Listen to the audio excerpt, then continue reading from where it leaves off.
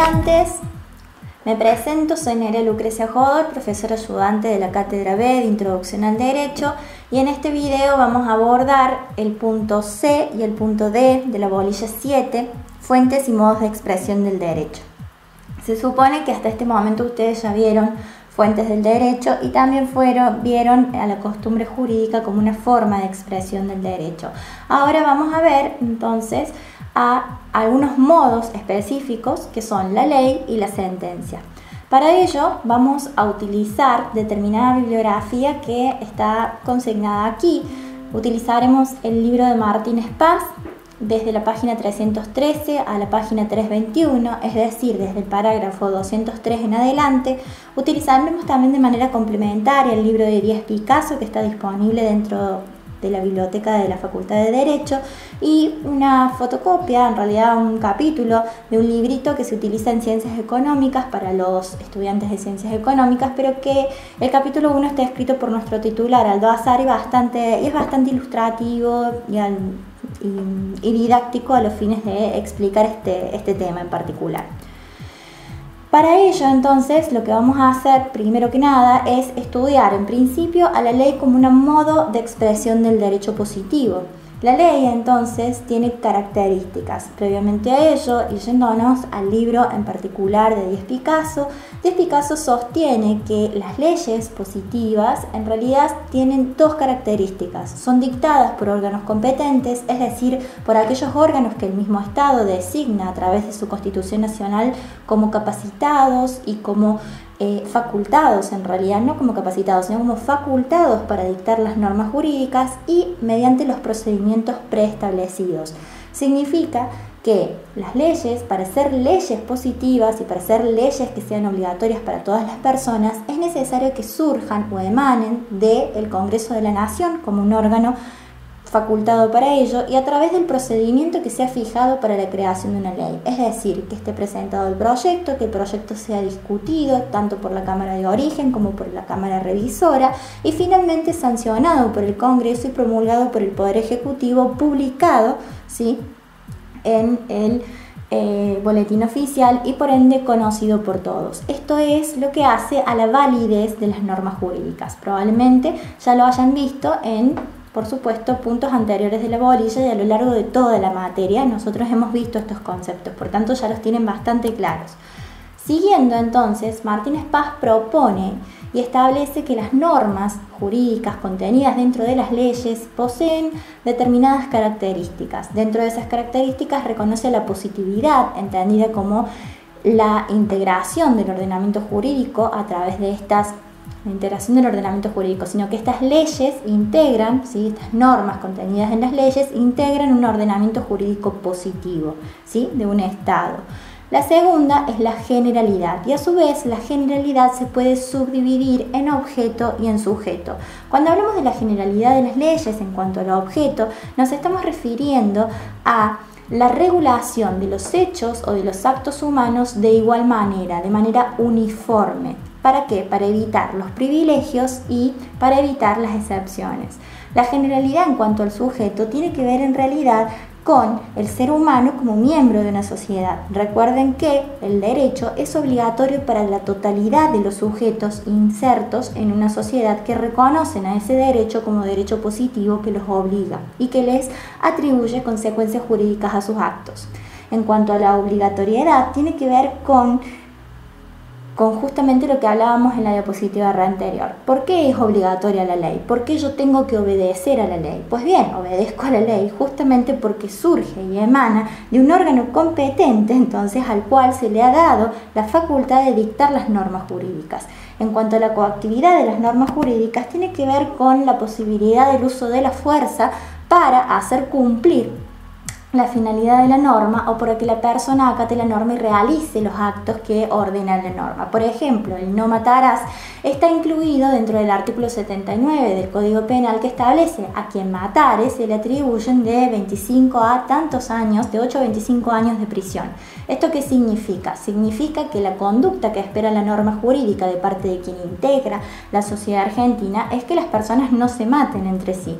Sin embargo, para aquel que mata a otro existe una consecuencia jurídica. En cuanto al proceso de creación, era lo que señalábamos recién antes de pasar a esta diapositiva respecto de cómo es y cómo fue fijado por la Constitución Nacional y por las constituciones provinciales los procesos de creación de las normas, ya sean nacionales o provinciales. Si exploran un poco la Constitución Nacional, muy probablemente los encuentren en el sector de las facultades del Congreso. Bien, ¿cómo se clasifican entonces las leyes? Las leyes para Martínez Paz van a estar clasificadas según su sanción, según el carácter de las disposiciones que éstas contienen y según el grado y el alcance de la imperatividad. Según la sanción, estas pueden ser entonces perfectas, menos que perfectas, más que perfectas o imperfectas. Una ley es perfecta, entonces, ¿sí?, cuando la sanción es la nulidad del acto jurídico. ¿Sí? Son nulos los actos otorgados por personas, por ejemplo, incapaces o que necesiten de una representación necesaria. Las menos que perfectas son aquellas que prevén, entonces dice, una sanción y generan otras consecuencias, es decir, los actos jurídicos que están dictados, ¿sí?, y a los cuales les son aplicables, los actos jurídicos realizados a los cuales les son aplicables leyes menos que perfectas, que prevén sanciones menos que perfectas, son aquellas que atribuyen a esos actos jurídicos, en vez del efecto que estaban destinados a producir, otro efecto diferente. ¿Está? Esto lo van a ver en profundidad seguramente cuando vean privado 1. Más que perfectas, entonces son aquellas en las cuales se da la nulidad total de la ley. ¿Qué quiere decir esto? La sanción prevista en la norma jurídica para el acto que regula, en realidad es la nulidad, ¿sí? Por ejemplo, una compraventa realizada por un menor de edad cuya no tiene capacidad de ejercer por sí mismos los derechos y que necesita, sí o sí, de una representación. Bien, un menor de 10 años o de 8 años no puede vender un bien inmueble. Bien, las imperfectas son aquellas que carecen de sanción, ¿sí? Por ejemplo, en algún momento anterior era obligatorio, sigue siendo obligatorio en realidad, hacerse el análisis de HIV antes de realizar el acto jurídico del matrimonio. O sea, antes de contraer matrimonio, las personas tienen que presentar un análisis de HIV. Igual, de todas maneras, el hecho de no presentarlo no anula el matrimonio. Por ende, no existe una consecuencia jurídica respecto de esa norma que prevé ese requisito, ¿sí? Esa norma administrativa que prevé ese requisito. Según el carácter de las disposiciones, que es lo que vamos a ver ahora, las normas jurídicas pueden ser, o las leyes en realidad pueden ser, prohibitivas o dispositivas. Los mismos nombres dan a conocer a qué se refiere cada cosa. Si son prohibitivas, son aquellas que piden una abstención de hacer, le piden al ser humano, a la persona que conforma la sociedad, le exige que no realice una determinada cosa. Si son dispositivas es porque le permite realizar determinadas cosas, ¿sí? Bien, en cuanto al grado y al alcance de la imperatividad, tenemos aquellas normas entonces que son imperativas y aquellas normas que son supletorias o interpretativas. Y para eso vamos a ir entonces a Martínez Paz y vamos a ver específicamente ¿qué es lo que él dice? Él dice que las normas imperativas son aquellas que siempre van a prevalecer sobre otras normas, no solo por el lugar que ocupan en el ordenamiento jurídico, sino porque aunque existan entonces acuerdos privados entre las personas que están sometidas a estas normas, las normas siempre van a prevalecer antes que la voluntad de esas personas. Por ejemplo, algunas normas respecto de los contratos prevalecen, ¿sí? Como por ejemplo el concepto de buena fe prevalece sobre lo que hayan pactado las partes. En cambio, hay otras normas que son de carácter supletorio o interpretativo.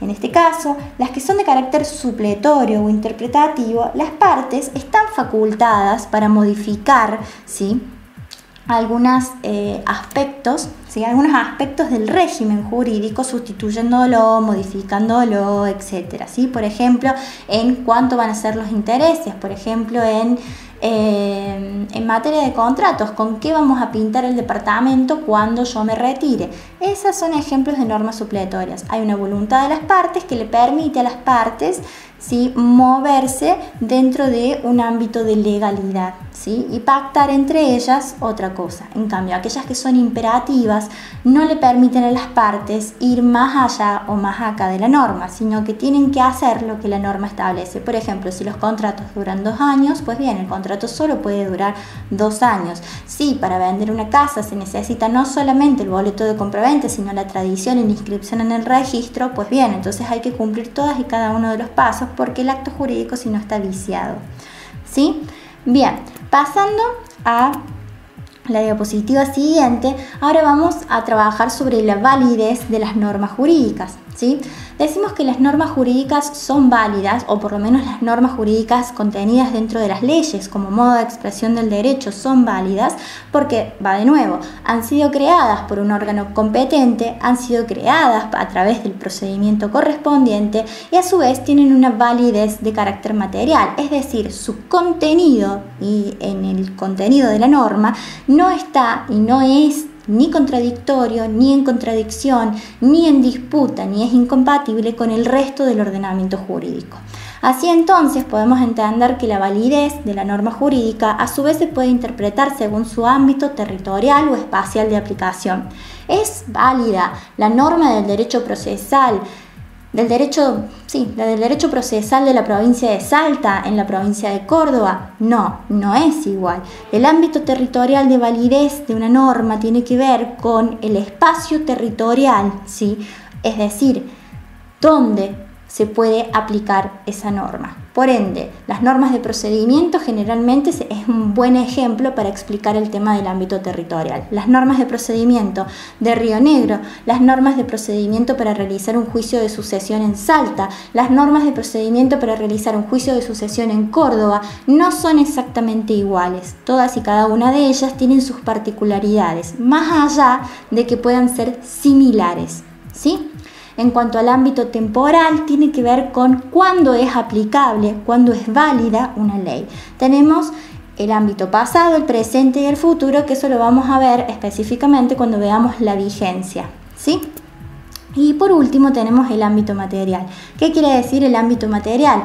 Pues bien, tiene que ver con las materias. Esto que nosotros clasificamos a las normas o a las leyes en leyes civiles, leyes penales. Dentro de las leyes civiles, las leyes comerciales, las leyes de la navegación marítima, las leyes de la navegación aeronáutica, las leyes que tienen que ver con familia, las leyes que tienen que ver con los derechos reales. Hay ámbitos materiales de aplicación de las normas y por ende aquellas normas que nosotros aplicamos, por ejemplo, en materia de violencia de género, no pueden ser aplicadas, por ejemplo, para una estafa, ¿sí? Eso tiene que ver con el ámbito material de aplicación. O las normas del derecho penal no pueden ser aplicadas a un caso civil y las normas de un caso civil no pueden ser aplicadas al caso penal. ¿Está? Bien. Pasando a la siguiente diapositiva, en la cual vemos específicamente el ámbito temporal y la vigencia de las normas, vamos a leer entonces el artículo 5 de nuestro Código Civil y Comercial de la Nación, que dice: la vigencia de las leyes rige. La vigencia quiere decir que las leyes van a regir después del 8º día de su publicación oficial y desde el día en que ellas determinen. La vigencia siempre está relacionada con el ámbito temporal de validez de una norma y, a su vez, tiene dos aspectos o dos cuestiones importantes a tener en cuenta. La vigencia es la posibilidad de aplicación por parte de los jueces de los tribunales. Si una norma está vigente, los tribunales y los jueces pueden aplicarlas. Y a su vez es exigible para quienes están sometidos a la norma, es decir, es exigible para los sujetos que están obligados a cumplir con la norma, ya sea porque la norma es aplicable según su ámbito temporal, su ámbito territorial o su ámbito inmaterial. En el caso, el ámbito territorial, por ejemplo, quienes estamos dentro de la República Argentina, estamos obligados a cumplir con las normas dictadas por el Congreso de la Nación y que están vigentes. La vigencia, entonces, puede ser de carácter determinado o de carácter indeterminado. Hemos dicho que una norma entra en vigencia luego de que ha pasado diferentes etapas del proceso de las diferentes etapas del proceso de creación de las normas, es decir, ha ingresado como un proyecto al Poder Legislativo. El Poder Legislativo, ya sea la Cámara de Diputados o la Cámara de Senadores, ha funcionado como una cámara de origen y este proyecto ha sido revisado por una cámara revisora, que se le llama cámara revisora. Una vez que esto ha ocurrido, entonces se sanciona, logra sanción, ¿sí?, la norma, y luego de que no logra la sanción la norma, pasa al Poder Ejecutivo para que el Poder Ejecutivo la promulgue o no la promulgue. Si la promulga, entonces, o si pasan más de 10 días sin que diga absolutamente nada, se entiende que hay una promulgación tácita, entonces se publica la norma. ¿Dónde se publica esta norma? Se publica en el Boletín Oficial de la Nación, y una vez que se publica en el Boletín Oficial de la Nación, a partir de los 8 días siguientes entra en vigencia. Eso es cuando la vigencia está indeterminada. ¿Qué quiere decir? Que sigue el procedimiento general. Ahora, puede ocurrir que una norma, como bien lo dice ahí, y lo vamos a ver, como bien dice el artículo 5, dice: desde el 8º día de su publicación oficial o desde el día que ellas determinen. Es decir, que la vigencia determinada establece una fecha de ingreso de vigencia o de comienzo de la vigencia de una norma. Es decir, una fecha para que esa norma sea exigible y pueda ser aplicada por los tribunales. Por ejemplo, las normas previsionales son algunas de las normas más comunes que tienen una vigencia determinada. La jubilación ama de casa empieza a regir desde junio del año 2011 hasta julio del año 2017. Por dar un ejemplo, no son datos exactos, ¿sí? Quiere decir que de la vigencia determinada que inicia y finaliza, donde el mismo texto de la norma establece cuándo inicia la vigencia y cuándo termina la vigencia de la norma, se puede deducir la caducidad de las normas. Las normas caducan entonces cuando existe una fecha en la cual ya no pueden ser aplicadas. Bien, entonces, vamos a ver entonces cuándo las normas pierden vigencia.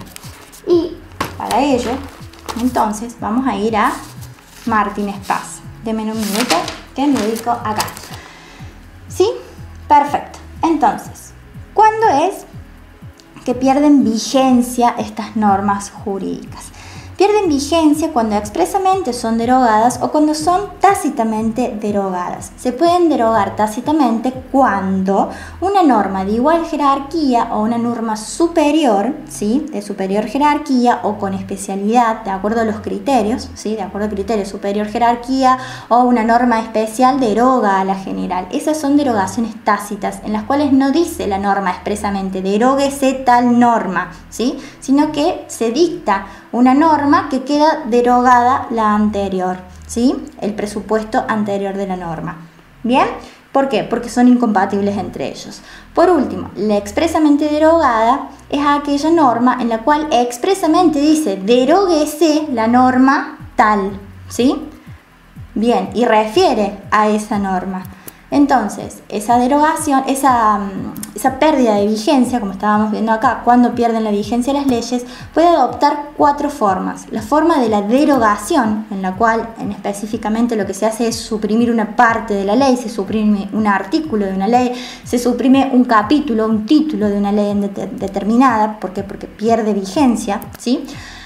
La modificación que se da cuando un artículo, cuando una parte de la ley, del texto de la norma está siendo modificado y se deja sin efecto, ¿sí?, ese texto que se modifica. La abrogación de una norma, que quiere decir que se deja sin efecto esa ley y que es anterior y no se dicta una ley nueva en esa misma materia. Y por último, una subrogación que se da, o el caso se da específicamente, cuando se deja sin efecto la ley anterior, pero se dicta, ¿sí?, una nueva en su reemplazo. Por último, vamos a ver, en esta parte, por último, vamos a ver la diferencia entre eficacia de las normas y la efectividad de las normas. La eficacia de las normas tiene que ver con la finalidad que está intrínseca en la norma jurídica, es decir, una norma jurídica o una norma jurídica puesta en una ley, lo que hace en realidad es buscar una finalidad, es tener una finalidad teleológica, ¿sí? Entonces, busca un comportamiento, busca provocar algo. en la comunidad. La modificación de un comportamiento, el cese de un comportamiento, el cambio de un comportamiento.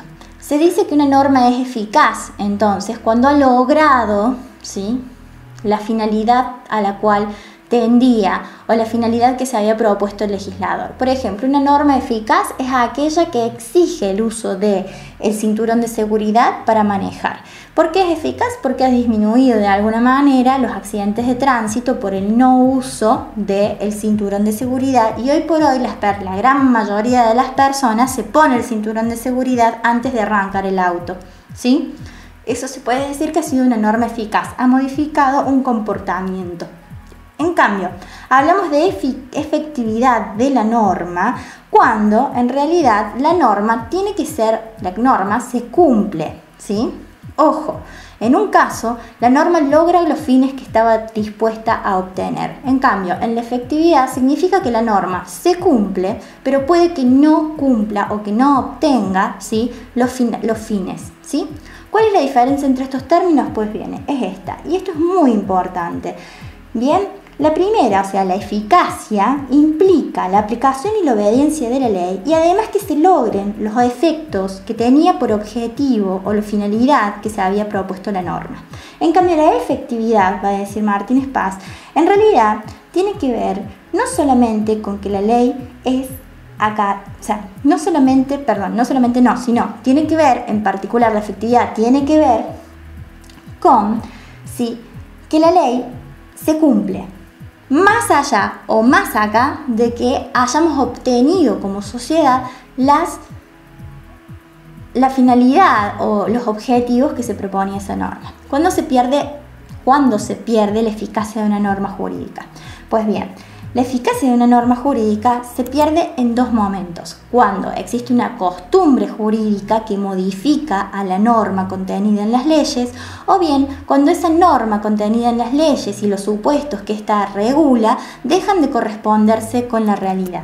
Y acá esto es una parte bastante importante que tenemos en cuenta en cuanto a la actividad de los jueces. En cuanto a la actividad de los jueces, se dice entonces que, y esto es importante, se dice que los jueces dejan de aplicar las normas jurídicas cuando el fin que motivó la creación ya no puede alcanzarse. Por ejemplo, un juez de instrucción en este momento y un fiscal, luego de pasada la pandemia, ¿sí?, del COVID, van a dejar de aplicar sanciones por incumplir con la cuarentena obligatoria. También dejan de aplicar la norma cuando la norma jurídica contenida en la ley ha perdido efectividad, es decir, el cumplimiento. Ya no se cumple. ¿Por qué? Porque la fuerza de la costumbre es contraria y ya no se cumple directamente esa norma.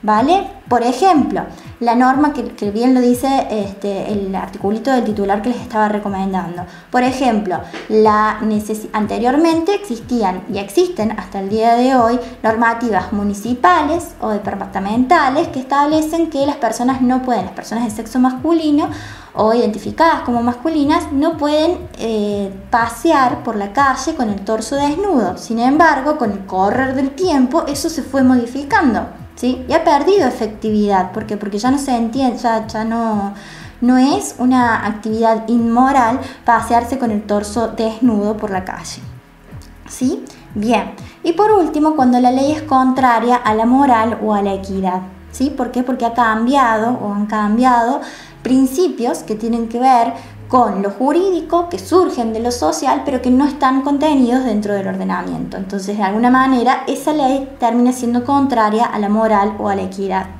Pasando, entonces, a la próxima diapositiva, vamos a ver el tema del error o la ignorancia, entonces, de la ley. El error y la ignorancia de la ley lo vamos a estudiar específicamente de Martínez Paz, ¿sí? De la página, denme un segundito, así se los ubico bien. Es el parágrafo 209, página 318, ¿sí? Ahí vamos a entender por error el falso conocimiento del derecho. Yo creo que una norma jurídica o que realizando un determinado acto voy a producir determinados efectos. Sin embargo, en realidad estoy produciendo otros efectos que no son los que yo tenía en miras producir. Y la ignorancia es directamente la falta de conocimiento del derecho. Asimismo, existen dos tipos de errores. Está el error de hecho y el error de derecho, ¿sí?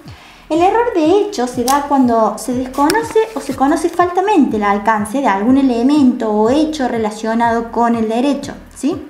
Y por último, el error de derecho se da cuando existe una equivocación, ¿sí?, sobre el régimen legal aplicable, ¿sí?, al acto jurídico, la relación jurídica o la situación jurídica. Entonces, el error o la ignorancia de la ley vamos a tener en cuenta y vamos a concluir, y esto es muy importante por el principio de la seguridad jurídica, que el error o la ignorancia de la ley no pueden invocarse como una excusa para cometer actos ilícitos, ¿sí?, por parte de quienes han realizado actos ilícitos o con el objeto de impedir los efectos legales de un acto ilícito. ¿Por qué? Porque existen responsabilidades. Y en esto hay que tener en cuenta lo que dice abajo el cuadrito en blanco. Dice, la ley se presume conocida por todos, por ende no podemos eximirnos de la responsabilidad alegando la ignorancia de desconocerla. Lo establece el artículo 8 de nuestro Código Civil y Comercial de la Nación, que dice de la siguiente manera, ¿sí? La ignorancia de las leyes no sirve de excusa para su cumplimiento si la excepción no está autorizada por el ordenamiento jurídico. Es decir, que solamente el ordenamiento jurídico va a decidir cuándo es posible desconocer la norma, pero en principio se presume conocida por todas y por todos porque justamente se publica en el boletín oficial. Asimismo, esta imposibilidad de invocar el error o la ignorancia de la ley sirve para sostener un principio de seguridad jurídica que está contenido en el artículo 5 de nuestro Código Civil y que habla sobre la vigencia de las normas, ¿sí? Y por último, toda consecuencia jurídica que prevé la pérdida de un derecho o garantía siempre va a requerir de una ley anterior. Por ende, eso también hace al principio de la seguridad jurídica. Si cometo un delito o si por realizar un acto jurídico voy a tener una disminución en mis derechos o en mis garantías, es necesario que yo conozca cuáles son esas normas. Es por ello que las normas tienen que estar publicadas mediante medios oficiales, ¿sí? Y deben ser, en principio, conocidos por todos. Por ende, ahora sí vamos al concepto de positividad del derecho que lo habíamos visto anteriormente. La positividad del derecho entonces es una calidad que alude que los principios, las reglas, las directivas y las normas integran un ordenamiento jurídico, es decir, que forman parte de ese ordenamiento jurídico y no están ni sobre ni fuera del sistema, sino que están dentro de ese sistema que es obligatorio para una determinada comunidad y está reconocido como derecho positivo. Bien. Ahora pasamos a la sentencia, página 319, como forma entonces de expresión del derecho, ¿sí? Bien, la sentencia no es ni más ni menos que una decisión judicial que pone fin a un conflicto o sanciona la violación de una ley. ¿Cuáles son las funciones que cumple una sentencia? La sentencia cumple tres funciones primordiales. La primera de las funciones es la adecuación de la norma general, ¿sí?, a un caso particular. ¿Por qué? Porque el juez lo que está conociendo es una disputa particular entre dos o más partes y por ende lo que hace es adecuar las normas generales contenidas en los códigos y aplicarlas al caso concreto. Asimismo, la sentencia refiere al ámbito de aplicación y especifica cuáles son los ámbitos temporales, materiales y espaciales o territoriales de aplicación de una determinada norma. Y por último, habla del contenido específico. ¿Qué quiere decir esto del contenido específico o de la función del contenido específico? La sentencia, como función de contenido específico, es limitar los efectos de las normas jurídicas a una relación jurídica, es decir, a esa relación jurídica que está en disputa, ¿sí?, o que presenta una disputa frente a los tribunales entre quienes son demandados y quienes son contrademandados, ¿sí?, o partes de un litigio. ¿Está? Bien. La sentencia entonces, recordemos que sus efectos y su aplicación es de carácter relativo. ¿Por qué? Porque solamente es obligatorio para las personas que están involucradas en ese conflicto que fue dado a conocer al juez y que el juez debe de resolver y debe de funcionar como pacificador, ¿sí? Y debe proveer de una solución satisfactoria para las partes. Por ende, la sentencia siempre carecerá de generalidad. Por último, el concepto de jurisprudencia o la jurisprudencia, entonces como el concepto de jurisprudencia y la jurisprudencia como una forma de expresión del derecho, debemos entenderla como el conjunto, ¿sí?, de fallos del cual va a surgir una doctrina jurídica que no hace ni más ni menos que mostrar normas particulares y concretas, demostrar concepciones y puntos de vista, formas interpretativas, principios utilizados para esa interpretación que comúnmente utilizan entonces los tribunales para aplicar a casos similares. Entonces lo que hacen es mostrar, ¿sí?, la doctrina en torno a una misma materia, por ejemplo el derecho penal, por ejemplo en el derecho civil, por ejemplo en el derecho de familia, y el enfoque semejante que utilizan los distintos jueces para aplicar al derecho. ¿Está? Por último, recordemos que hay una gran diferencia entre la tarea que cumple un juez dentro de un sistema de common law y aquellas tareas que cumple el juez dentro de un sistema romano-germánico como el nuestro. En el primer caso, el juez lo que hace es crear derecho. En el segundo caso, en los sistemas como los nuestros, romanos-germánicos, el juez no solamente no puede crear derecho, sino que tiene que aplicar normas jurídicas contenidas en las normas. Tiene una cierta libertad para crear, para utilizar una función creativa, siempre y cuando dentro de esa discrecionalidad el juez no vaya en contra de las normas escritas. Una vez que hemos terminado, esto ha sido todo para el punto. Gracias.